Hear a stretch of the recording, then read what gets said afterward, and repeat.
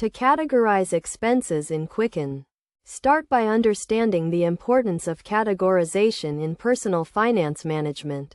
Categorizing expenses helps you track where your money is going, make informed decisions, and set realistic budgets. First, open your Quicken account and navigate to the Transactions page. Here, you will see a list of all your transactions, including income and expenses. To categorize an expense, select the transaction you want to categorize and click on the Category field.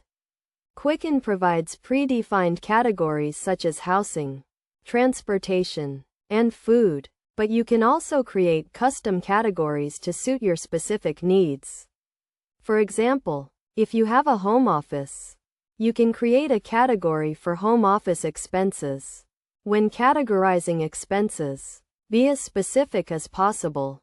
For instance, instead of using the general category of food, you can use subcategories like groceries, dining out, and takeout. This level of detail will help you identify areas where you can cut back and make adjustments to your spending habits. To assign a category to a transaction, simply select the category from the drop-down list or type in a new category if it does not exist.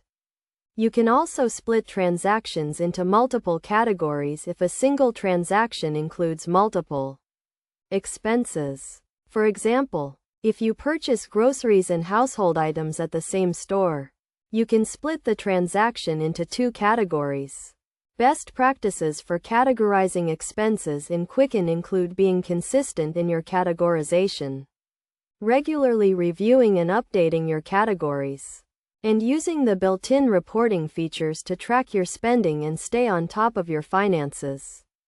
By following these steps and tips, you can effectively categorize your expenses in Quicken and take control of your financial management.